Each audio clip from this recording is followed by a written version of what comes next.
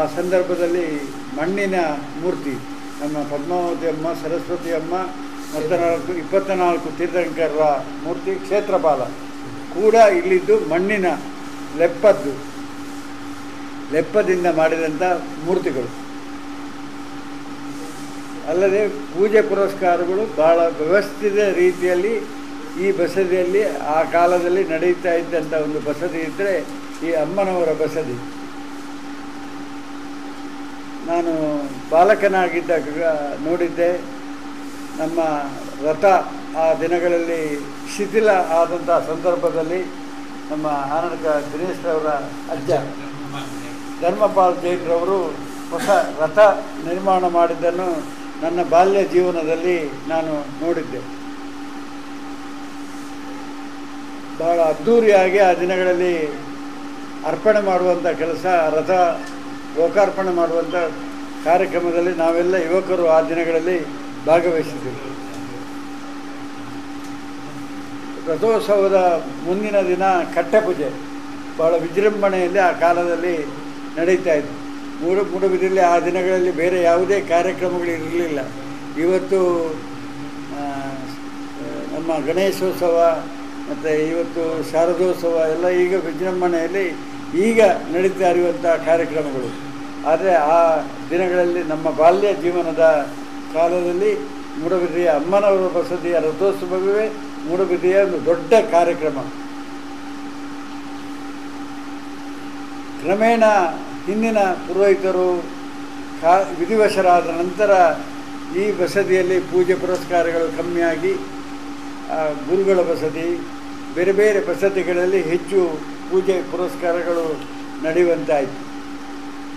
ಇವತ್ತು ಈ ಶಿಥಿಲವಾದಂಥ ಮಂದಿರದ ಇವತ್ತು ರಿನಿವೇಷನ್ ಕಾರ್ಯಕ್ರಮ ನಾವು ಈ ವರ್ಷ ಪ್ರಾರಂಭ ಮಾಡಿದೆವು. ಭಾಸ್ಕರ್ ಕಟ್ಟೆಮಾರರು ಇವತ್ತು ಆನುವಂಶಿಕ ಮುಕ್ತೇಶ್ವರರು, ಅವರಿಗಿಂತ ಹಿಂದೆ ಆನರ್ಕ ಧರ್ಮಪಾಲರು ನಡೆಸ್ತಾ ಇದ್ದರು. ಅವರ ಮಗ ಅಜಿತ್ ಕುಮಾರ್ ಅವರು ಕೂಡ ಇದರ ಎಲ್ಲ ಮೇಲ್ವಿಚಾರಣೆಯನ್ನು ಆ ಕಾಲದಲ್ಲಿ ನೋಡ್ತಾ ಇದ್ದರು. ಆ ನಂತರ ಕಟ್ಟೆಮಾರ್ ಮನೆತನದವರು ಇದನ್ನು ನಡೆಸಿಕೊಂಡು ಬರ್ತಾ ಇದ್ದಾರೆ. ಇವತ್ತು ಭಾಸ್ಕರ್ ಕಟ್ಟೆಮಾರರು ಆಡಳಿತ ಮುಕ್ತೇಶ್ವರರಾಗಿ ಈ ಕಾರ್ಯಕ್ರಮವನ್ನು ಎಲ್ಲ ಮಾಡ್ತಾ ಇದ್ದಾರೆ. ನಾವು ಎಲ್ಲ ಸಮಾಜದ ಎಲ್ಲ ಬಂಧುಗಳು ನಾವು ಒಟ್ಟು ಸೇರಿ ಇವತ್ತು ಇದಕ್ಕೆ ಕೈ ಜೋಡಿಸುವಂಥ ಕೆಲಸ ಮಾಡ್ತಾ ಇದ್ದೇವೆ.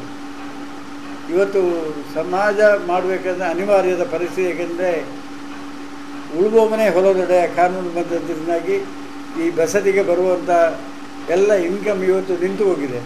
ನಾವೇ ಸಮಾಜದಿಂದಲೇ ಇವತ್ತು ಮಾಡುವಂಥ ಪರಿಸ್ಥಿತಿ ನಿರ್ಮಾಣ ಆಗಿದೆ. ಹಿಂದಿನ ಕಾಲದಲ್ಲಿ ಬೇಕಾದಷ್ಟು ಆಸ್ತಿ ಈ ಬಸದಿಗೆ ಇತ್ತು.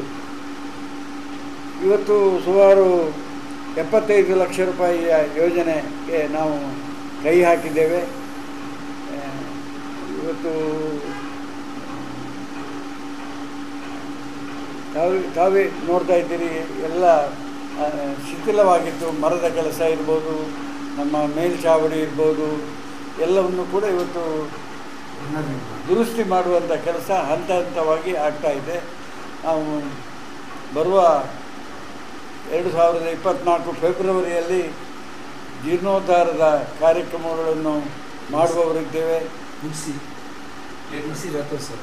ಮತ್ತು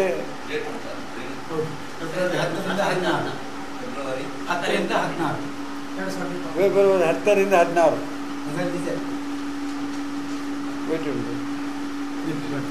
ಇಟ್ಟುಂಟು 10ರಿಂದ 16ರವರೆಗೆ ರಥೋತ್ಸವ. ಯಾವುದು ವಿಷಯ? 15 ರಥೋತ್ಸವವನ್ನು ಕೂಡ ಈ ಸಂದರ್ಭದಲ್ಲೇ ಮಾಡುವಂಥ ಕೆಲಸ ಈ ಸಲ ಆಗ್ತದೆ.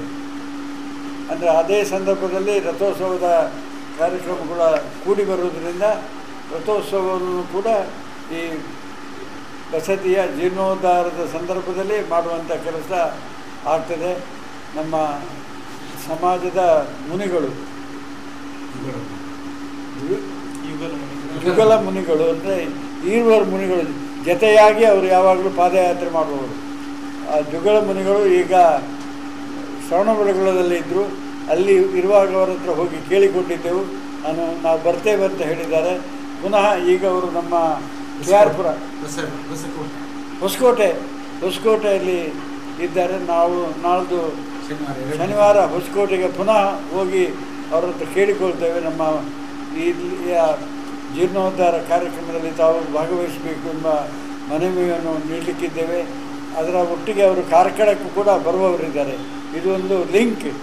ಕಾರ್ಕಳದಲ್ಲಿ ಕೂಡ ದಿನಬಸದಿಗಳ ಜೀರ್ಣೋದ್ಧಾರ ಅದೇ ಸಂದರ್ಭದಲ್ಲಿ ಆಗ್ತದೆ. ಡೇಟ್ ಬೇರೆ ಬೇರೆ ಇದೆ. ಅದೇ ಸಂದರ್ಭದಲ್ಲಿ ನೆಕ್ಸ್ಟ್ ಮೂಡುಬಿದಿರೆಯಲ್ಲಿ ಆಗ್ತದೆ. ಮೂಡುಬಿದಿರೆಯಲ್ಲಿ ಕಾರ್ಯಕ್ರಮ ಆದ ನಂತರ ಬೇಣೂರಿನಲ್ಲಿ ಮಹಾಮಸ್ತಕಾಭಿಷೇಕ ನಡೀತದೆ. ಅದಕ್ಕಿಂದಾಗಿ ನಮ್ಮ ಮುನಿಗಳಿಗೆ ಇಲ್ಲಿಗೆ 3 ಕಡೆಗೆ ಕೂಡ ಹೋಗಲಿಕ್ಕೆ ಸುಲಭ ಆಗುವ ರೀತಿಯಲ್ಲಿ ನಾವು ಡೇಟ್ಗಳನ್ನೆಲ್ಲ ಸಂಯೋಜನೆ ಮಾಡುವಂಥ ಕೆಲಸ ಮಾಡಿದ್ದೇವೆ. ಇಡೀ ಸಮಾಜ ಇವತ್ತು ಮೂಡುಬಿದಿರೆಯಲ್ಲಿ ಇಡೀ ಸಮಾಜ ಒಟ್ಟಿಗಾಗಿ ಭಾಳ ಭಯ, ಭಕ್ತಿ, ಪ್ರೀತಿ, ವಿಶ್ವಾಸದಿಂದ ಈ ಕೆಲಸಕ್ಕೆ ನಾವು ಕೈ ಹಾಕಿದ್ದೇವೆ.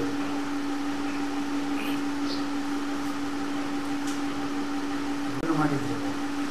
ಬೇರೆ ಬೇರೆ ಕೆಲಸಗಳು 7 ದಿವಸದ ಕೆಲಸಗಳು ಪೂಜಾ ಕಮಿಟಿಗಳಿದೆ, ಆಹಾರ ಕಮಿಟಿ ಇದೆ, ಸಾಂಸ್ಕೃತಿಕ ಕಾರ್ಯಕ್ರಮ ಇದೆ, ಸಭಾ ಕಾರ್ಯಕ್ರಮ ಇದೆ, ಮೆರವಣಿಗೆ ಕಮಿಟಿ ಇದೆ. ನಮ್ಮಲ್ಲಿ ಸುಮಾರು 24 ತೀರ್ಥಂಕರನ್ನು 24 ಪಲ್ಲಕ್ಕಿಗಳಲ್ಲಿ ಪುರ ಮೆರವಣಿಗೆ ಮಾಡುವಂಥ ಒಂದು ಕಾರ್ಯಕ್ರಮ ಇದೆ. ಹೊರೆಕಾಣಿಕೆ ಇದೆ. ಅದಕ್ಕಾಗಿ ದೊಡ್ಡ ಒಂದು ಉದ್ಯಾನವನ್ನು ನಿರ್ಮಾಣ ಮಾಡ್ತಿದ್ದೇವೆ.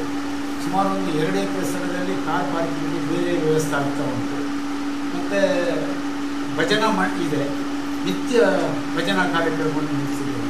ದಿನಕ್ಕೆ ಒಂದು 2 ರಿಂದ 3 ಗಂಟೆ ಹೊತ್ತು ಬೆಳಿಗ್ಗೆಯಿಂದ ರಾತ್ರಿ ತನಕ ಭಜನಾ ಮಂಡಳಿ ಕಾರ್ಯಕ್ರಮಗಳಲ್ಲಿ ಹೌದು, ನಾಡಿನ ಕಾರ್ಯಕ್ರಮಗಳಲ್ಲಿ ಇಂಥದ್ದೆಲ್ಲ ಕಾರ್ಯಕ್ರಮಗಳಿದ್ದಾವೆ. 6-7 ದಿವಸಕ್ಕೆ 7 ಜನ ಸ್ವಾಮಿಗಳು ಬರ್ತಿದ್ದಾರೆ.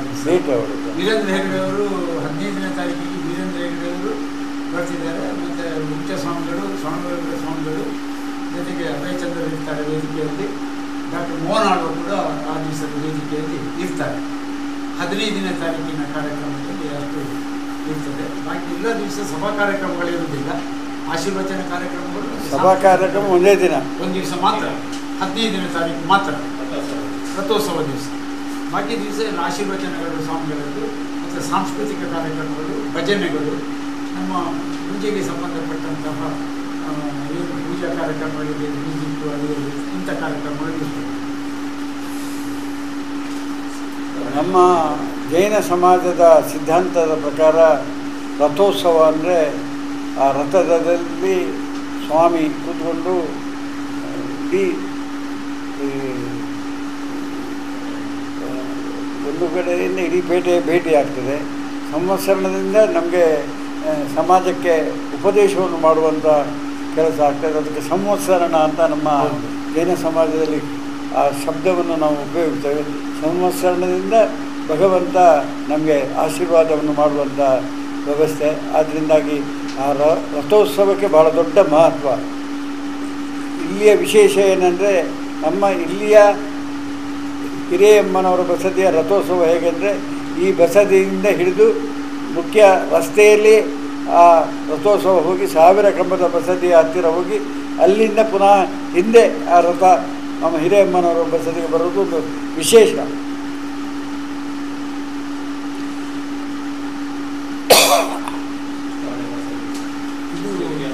ಇದು ನಮಗೆ ಒಂದು ಇದರ ಪ್ರಕಾರ ಮೊದಲ ಬಸದಿ ಇದು ಅಂತ ಹೇಳ್ತಾರೆ. ಇನ್ನೊಂದು ಇತಿಹಾಸದ ಪ್ರಕಾರ ಕಡು ಬಸದಿ ಮೊದಲ ಬಸದಿ ಮೂಡುಬಿದಿರೆ ಅಂತ ಹೇಳ್ತಾರೆ. ನಿಖರವಾದಂತಹ ವಿಷಯ ನಮಗೂ ಗೊತ್ತಿಲ್ಲ, ಯಾವುದು ಮೊದಲ ಬಸದಿ ಅಂತ ಹೇಳುವಂಥದ್ದು. ಅತ್ಯಂತ ಪುರಾತನ ಬಸದಿ ಅಂದರೆ ಮೂಡುಬಿದಿರೆಗೆ ಯಾವುದು ಮೊದಲ ಬಸದಿ ಅಂತ ಹೇಳುವಂಥದ್ದು ಎರಡು ಕಡೆ ಎರಡು ಹೇಳ್ತಾರೆ. ಒಂದು ಕೊಡಬಸ್ತಿ ಅಂತ ಹೇಳ್ತಾರೆ, ಒಂದು ಕಡೆ ಅಮ್ಮನವ್ರ ಬಸ್ತಿ ಅಂತ ಹೇಳ್ತಾರೆ. ನಿಖರವಾದ ಮಾಹಿತಿ ನಮಗೂ ಗೊತ್ತಿಲ್ಲ. ಹೆಚ್ಚು ಕಡಿಮೆ 1000 ವರ್ಷಕ್ಕಿಂತ ಮೊದಲು ಇದರ ಮಾಹಿತಿಗಳು ಇದೆ ಅಲ್ವ. 1000 ವರ್ಷಕ್ಕಿಂತ ಮೊದಲಿನ ಮಾಹಿತಿ ಇದು ರೆಕಾರ್ಡ್ಗಳು ನಮ್ಮ ಹತ್ರ ಇದ್ದಾವೆ. 1000ಕ್ಕಿಂತ ಮೊದಲ ವರ್ಷದ್ದು ಅಲ್ಲಲ್ಲಿ ಕೆಲವು ರೆಕಾರ್ಡ್ಗಳಲ್ಲಿ ಇದರ ಉಲ್ಲೇಖನಗಳು ಕಾಣ್ತದೆ ಅಷ್ಟೇ. ಬಟ್ ರೆಕಾರ್ಡ್ ಅಂತ ಹೇಳುವಂಥದ್ದು ನಮ್ಮ ಹತ್ರ ಕೂಡ ಇಲ್ಲ. ಅಲ್ಲಿ ಇಲ್ಲಿ ಉಲ್ಲೇಖನ ಮಾಡುವಾಗ ಅಮ್ಮನವರ ಬಸ್ತಿ ಉಲ್ಲೇಖ ಬರ್ತದೆ. ಹಾಗೆ ಹೆಚ್ಚು ಕಡಿಮೆ 1000 ಬಸದಿದ್ದು 1000 ವರ್ಷದ ಹಿಂದಿನ ಇತಿಹಾಸ ಕಾಣ್ತದೆ. ಅಂದರೆ ಈ ಬಸದಿಯ ಪಕ್ಕದ ಇಡೀ ಜೈನ ಪೇಟೆ, ಈ ಸ್ಟ್ರೀಟಿಗೆ ಹೆಸರೇ ಜೈನ ಪೇಟೆ ಅಂತ. 1000 ಕಂಬದ ಬಸದಿಯಿಂದ ಇದ್ದು ಬೆಡಕೇರಿಯವರೆಗೆ 95% ಜೈನರೇ ಮನೆಗಳಿರುವಂಥ ಒಂದು ರಸ್ತೆ ಇದು. 99%.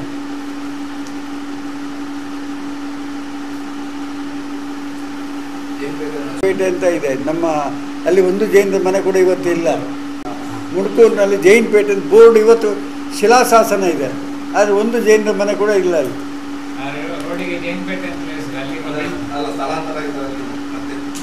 ಅದು ಒಂದು ದೇವರ ಇದೆಲ್ಲ ಒಂದು ಕೊಂಕಣಿಗಳವರ ಇದರಲ್ಲಿದೆ.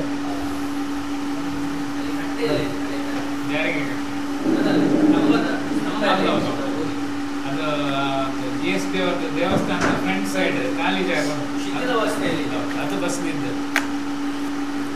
ಒಂದೊಂದು ಸಮಯ ಮನುಷ್ಯ ಇದ್ದಲ್ಲಿ ಇರುವುದಿಲ್ಲ, ಮನುಷ್ಯ ಯಾವಾಗಲೂ ಸಂಚಾರಿ. ಎಲ್ಲಿ ನನಗೆ ಬದುಕು ಒಳ್ಳೆಯದಾಗ್ತದೆ ಅದನ್ನು ಹುಡುಕಿಕೊಂಡು ಹೋಗ್ತಾನೆ.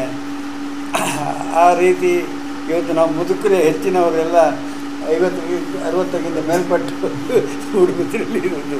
ನಮ್ಮೆಲ್ಲರ ಮಕ್ಕಳೆಲ್ಲ ರಾಜವರ್ಮರಿಂದ ಹಿಡಿದು ನನ್ನನ್ನು ಸೇರಿಸಿ ನಮ್ಮ ಎಲ್ಲರ ಮಕ್ಕಳೆಲ್ಲ ಪರವೂರಿನಲ್ಲಿ ಇವತ್ತು ಬೆಂಗಳೂರು, ಮೈಸೂರು, ಪರವೂರಿನಲ್ಲಿ ಇದ್ದಾರೆ. ಹಾಗೆ 28 ಜನ ಇದ್ದಾರೆ. ಅತ್ಯಂತ ಸಪೋರ್ಟ್ ಮಾಡಿ ಈ ಕೆಲಸವನ್ನು ಮಾಡಿದ್ದೇವೆ.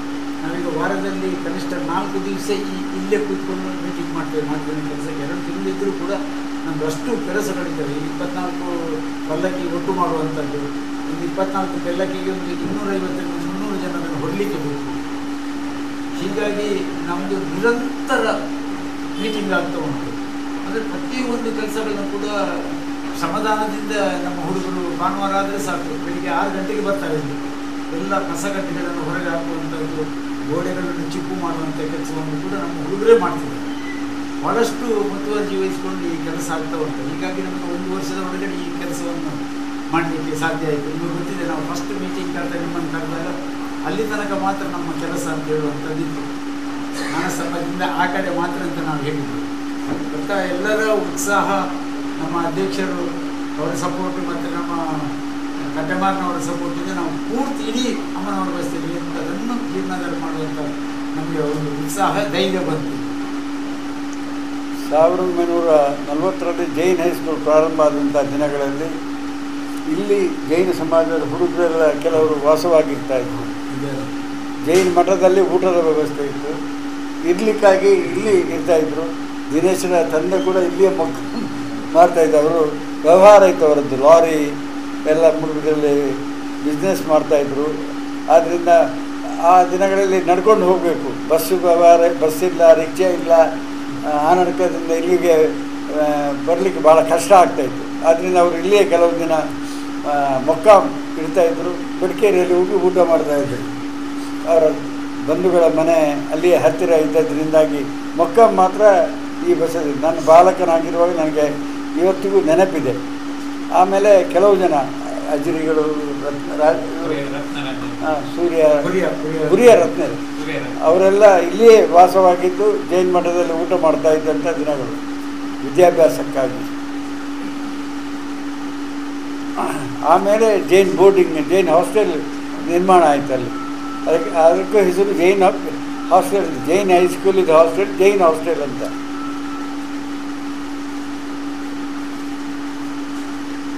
ಕಾಲಕ್ರಮೇಣ ಸಿಕ್ಕಿದಲ್ಲ ಜನಗಳಿಗೆ ಬಸ್ಸುಗಳು ಹಳ್ಳಿಗೆ ಇಲ್ಲಿ ಪ್ರಾರಂಭ ಆದದ್ದು ಬಳ್ಳಾರಿ ಮೋಟಾರ್ಸ್. ಕಡಂದಲೆಗೆ, ಸಿರ್ತಾಡಿಗೆಲ್ಲ ಬಸ್ ಇರಲಿಲ್ಲ. ಪ್ರಾರಂಭದ ಸಿರ್ತಾಡಿಗೆ ಬಸ್ಸು ಬಳ್ಳಾರಿ ಬಸ್, ಕಡಂದಲೆ ಸೈಡಿಗೂ ಬಳ್ಳಾರಿ ಬಸ್. ಆದ್ದರಿಂದಾಗಿ ಹಳ್ಳಿಯಿಂದ ಬರುವವರೆಲ್ಲ ಬಸ್ಸಿನಲ್ಲಿ ಬರಲಿಕ್ಕೆ ಶುರು ಆದರು. ಆದ್ದರಿಂದಾಗಿ ಜೈನ್ ಹೈಸ್ಕೂಲ್ನ ಹಾಸ್ಟೆಲ್ ಕ್ಲೋಸ್ ಆಯಿತು. ಆವಾಗ ಮೋಹನ್ ಆಳ್ವರು, ಜಯರಾಮ್ ಹೆಗ್ಡೆ ಇವರೆಲ್ಲ, ಸುಭಾಷ್ ಪಡಿವಾಳ್ ಇವರೆಲ್ಲ ಜೈನ್ ಹೈಸ್ಕೂಲ್ನ, ಜೈನ್ ಹಾಸ್ಟೆಲ್ನ ವಿದ್ಯಾರ್ಥಿಗಳು.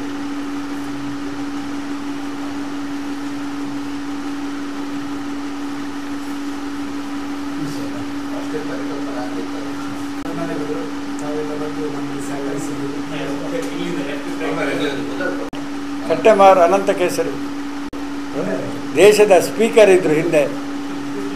ನಮ್ಮ MP ಸಯೀದ್ ಅಂತ ಸ್ಪೀಕರ್ ಇದ್ದರು. ಅವರು ಈ was A old student of government college. ಅವರು ಸಮಕಾಲೀನರು ಭಾಸ್ಕರ್ ಕಟ್ಟಮಾರ್ ಮತ್ತು ಸಯೀದ್ ಅನಾಥಾಶ್ರಮದಿಂದ ಅಲ್ಲಿ ಬಂದು ಕಲಿತಾ ಇದ್ದದ್ದು. ಹೌದು. ಮೂಡಬಿದ್ರೆಯ ಕಟ್ಟೆಮಾರು ಮನೆತನದವರು ಇದರ ಆಡಳಿತ ಮುಕ್ತೇಶ್ವರರಾಗಿದ್ದಾರೆ. ಅವರ ನೇತೃತ್ವದಲ್ಲಿ ಜೈನ ಸಮಾಜ ಒಟ್ಟಿಗೆ ಸೇರಿಕೊಂಡು ಇವತ್ತು ಈ ಬಸದಿಯ ಜೀರ್ಣೋದ್ಧಾರವನ್ನು ನಾವು ಮಾಡ್ತಾ ಇದ್ದೇವೆ. ಅಮ್ಮನವರ ಬಸದಿಯ ವಿಶೇಷ ಅಂದರೆ ಇಲ್ಲಿರುವಂಥ ಪದ್ಮಾವತಿ ದೇವಿ, ಸರಸ್ವತಿ ದೇವಿ ಮತ್ತು 24 ಜನ ತೀರ್ಥಂಕರರ ಮೂರ್ತಿ, ಮಣ್ಣಿನಿಂದ ಮಾಡಿದಂಥ ಮೂರ್ತಿಗಳು, ಲೆಪ್ಪದಿಂದ ಮಾಡಿದಂಥ ಮೂರ್ತಿಗಳು. ಇದೊಂದು ವಿಶೇಷ. ಇಲ್ಲಿಯ ಅಮ್ಮನವರ ಬಸದಿಗೆ ಶ್ರಾವಣದ ಶುಕ್ರವಾರ ಭಾಳ ದೊಡ್ಡ ಸಂಖ್ಯೆಯಲ್ಲಿ ಭಕ್ತಾದಿಗಳು ಬಂದು ಇಲ್ಲಿ ಪೂಜೆ ಪುರಸ್ಕಾರಗಳನ್ನು ಮಾಡಿ ಹೋಗುವುದು ವಾಡಿಕೆ. ನನ್ನ ಬಾಲ್ಯ ಜೀವನದಲ್ಲಿ ಮೂಡುಬಿದ್ರೆಯಲ್ಲಿ ಯಾವುದೇ ದೊಡ್ಡ ಜಾತ್ರೆ ಅಂದರೆ ಅದು ಮೂಡುಬಿದ್ರೆಯ ಅಮ್ಮನವರ ಬಸದಿಯ ಜಾತ್ರೆ. ಗಣೇಶೋತ್ಸವ ಮತ್ತು ಇವತ್ತು ಶಾರದಾ ಮಹೋತ್ಸವ ಎಲ್ಲ ಈಗ ಕೆಲವು ವರ್ಷಗಳಿಂದ 40-50 ವರ್ಷಗಳಿಂದ ವಿಶೇಷ ರೀತಿಯಲ್ಲಿ ಆಚರಿಸುವಂಥ ಹಬ್ಬಗಳು. ಆದರೆ ಅಮ್ಮನವರ ಬಸದಿಯ ರಥೋತ್ಸವ ಅಂದರೆ ಆ ದಿನಗಳಲ್ಲಿ ಬಹಳ ವಿಜೃಂಭಣೆಯಿಂದ ನಡೀತಾ ಇದ್ದಂಥ ಮೂಡುಬಿದ್ರೆಯ ಒಂದು ಕಾರ್ಯಕ್ರಮ ಅಂದರೆ ಅಮ್ಮನವರ ಬಸದಿಯ ರಥೋತ್ಸವ. ಇವತ್ತು ಈ ಅಮ್ಮನವರ ಬಸದಿಯ ದುರಸ್ತಿ ಕಾರ್ಯಕ್ರಮಗಳು ಸುಮಾರು 75 ಲಕ್ಷದಿಂದ ಸಮಾಜದವರೆಲ್ಲ ಒಟ್ಟುಗೂಡಿ ಇವತ್ತು ನಾವು ನಡೆಸ್ತಾ ಇದ್ದೇವೆ. ಬರುವ ಫೆಬ್ರವರಿ 10ರಿಂದ 16ರವರೆಗೆ ಜೈನ ಶ್ರೇಷ್ಠ ಮುನಿಗಳಾದಂಥ ದಿಗುಳ ಮುನಿಗಳು, ಇವರು ಮುನಿಗಳು ಒಟ್ಟಿಗೆ ಇರುವಂಥ ಮುನಿಗಳು, ಆ ಮುನಿಗಳು ಮೂಡುಬಿದ್ರೆಗೆ ಆಗಮಿಸುವವರಿದ್ದಾರೆ. ಅದೇ ರೀತಿ ಶ್ರವಣಬೆಳಗೊಳದ ಸ್ವಾಮೀಜಿಯವರು, ಮುಂಬುಜ ಮಠದ ಸ್ವಾಮೀಜಿಯವರು, ಅದೇ ರೀತಿ ಬೇರೆ ಬೇರೆ ಜೈನ ಸಮಾಜದ ಕಾರ್ಕಳದ ಸ್ವಾಮೀಜಿಯವರು, ಕನಕಗಿರಿಯ ಸ್ವಾಮೀಜಿಯವರು, ಸುಮಾರು 7-8 ಜನ ಸ್ವಾಮೀಜಿಯವರು ಕೂಡ ಇಲ್ಲಿಯ ಈ ಕಾರ್ಯಕ್ರಮದಲ್ಲಿ ಬಂದು ಭಾಗವಹಿಸಿ ಇಲ್ಲಿಯ ಈ ಜೀರ್ಣೋದ್ಧಾರ ಕಾರ್ಯಕ್ರಮದ ಕಡೆಯ ದಿನದಲ್ಲಿ 15ನೇ ತಾರೀಕಿಗೆ ವಿಶೇಷ ಕಾರ್ಯಕ್ರಮ ಅಂದರೆ ರಥೋತ್ಸವ ಕೂಡ ಆ ದಿವಸ ನಡೀಲಿಕ್ಕಿದೆ. ಆ ದಿನ ಸಭಾ ಕಾರ್ಯಕ್ರಮ ಕೂಡ ಒಂದೇ ಒಂದು ಸಭಾ ಕಾರ್ಯಕ್ರಮ. ಬೇರೆ ದಿನಗಳಲ್ಲಿ ಪೂಜೆ ಕಾರ್ಯಕ್ರಮಗಳೇ ವಿಶೇಷ ಮಹತ್ವ ಇವತ್ತು ನಾವು ಹಮ್ಮಿಕೊಂಡಿದ್ದೇವೆ. ಸಮಾಜದ ಬಾಂಧವರ ಎಲ್ಲರ ಸಹಕಾರದಿಂದ ಇವತ್ತು ಮೂಡುಬಿದ್ರೆಯ ನಾಗರಿಕರ ಸಹಕಾರ, ಮಾಧ್ಯಮದ ಬಂಧುಗಳ ಸಹಕಾರದಿಂದ ಈ ಕಾರ್ಯಕ್ರಮ ಯಶಸ್ವಿ ಆಗಬೇಕಂತ ಕಳಕಳಿಯ ವಿನಂತಿ. ಭಗವತಿ ಸರಸ್ವತಿ ಹಾಗೆ ಪದ್ಮಾವತಿ ಮಾತೆಗಳಿಗೆ ವಂದಿಸುತ್ತಾ ನಾವು ಕಳೆದ 1 ವರ್ಷದಿಂದ ಮೂಡುಬಿದ್ರೆಯಲ್ಲಿ ಬಹಳ ಪುರಾತನವಾದಂತಹ ಹಿರೇ ಅಮ್ಮನವರ ಬಸದಿಯ ಜೀರ್ಣೋದ್ಧಾರ ಕಾರ್ಯವನ್ನು ನಾವು ಪ್ರಾರಂಭಿಸಿದ್ದೇವೆ. ಶ್ರಾವಕರ ಮಹತ್ತರವಾದಂತಹ ಒಂದು ಸಹಕಾರದಿಂದ ಈವರೆಗೆ ನಾವು ಸುಮಾರು 75 ಲಕ್ಷಕ್ಕಿಂತಲೂ ಮಿಕ್ಕಿ ಖರ್ಚು ಮಾಡಿ ವಿವಿಧ ಹಂತಗಳಲ್ಲಿ ಕೆಲಸಗಳನ್ನು ಮಾಡ್ತಾ ಬಂದಿದ್ದೇವೆ. ಇನ್ನೂ ಸುಮಾರು ಒಂದು 25-30% ಕೆಲಸಗಳು ಬಾಕಿ ಇದ್ದಾವೆ. ಕೆಲಸ ಮುಗಿದು ಫೆಬ್ರವರಿ ತಿಂಗಳಲ್ಲಿ 10ನೇ ತಾರೀಕಿನಿಂದ 16ನೇ ತಾರೀಕಿನವರೆಗೆ ಧಾಮ ಸಂಪ್ರೋಕ್ಷಣ ಕಾರ್ಯಕ್ರಮವನ್ನು ಇವಾಗಲೇ ನಾವು ನಿಗದಿಪಡಿಸಿದ್ದೇವೆ. ಜೊತೆಗೆ ವಾರ್ಷಿಕ ರಥೋತ್ಸವವನ್ನು ಕೂಡ ಅದೇ ಸಂದರ್ಭದಲ್ಲಿ ಮಾಡಲಿಕ್ಕಿದ್ದೇವೆ. ರಥೋತ್ಸವದ ಈ 7 ದಿವಸ ಕಾರ್ಯಕ್ರಮ ಮತ್ತು ಧಾಮ ಸಂಪ್ರೋಕ್ಷಣದ ಕಾರ್ಯಕ್ರಮ ಜೊತೆಯಾಗಿ ನಡೆಯುವುದರಿಂದ ದಕ್ಷಿಣ ಕನ್ನಡ ಜಿಲ್ಲೆಯ ಮಾತ್ರವಲ್ಲದೆ ಕರ್ನಾಟಕದಾದ್ಯಂತ ಶ್ರಾವಕರು ಭಕ್ತಾದಿಗಳು ಈ ಕಾರ್ಯಕ್ರಮಕ್ಕೆ ಬರಲಿಕ್ಕಿದ್ದಾರೆ. ಜೊತೆಗೆ ಯುಗಳ ಮುನಿಗಳು ನಮಗೆ ಈಗಾಗಲೇ ಆಶೀರ್ವಾದ ಮಾಡಿದ್ದಾರೆ. ನಮ್ಮ ಕಾರ್ಯಕ್ರಮಕ್ಕೆ 6 ದಿವಸ ಕೂಡ ಇದ್ದು 7 ದಿವಸ ಕೂಡ ಇದ್ದು ಆಶೀರ್ವಚನ ಕೊಡಲಿಕ್ಕಿದ್ದಾರೆ. ರಥೋತ್ಸವದ ಕೊನೆಯ ದಿನ ನಮ್ಮ ಮಹತ್ತರವಾದಂತಹ ಒಂದು ಕಾರ್ಯಕ್ರಮದ ಅಂಗವಾಗಿ ಆ ದಿವಸ ಒಂದು ಸಭಾ ಕಾರ್ಯಕ್ರಮ ಇರ್ತದೆ.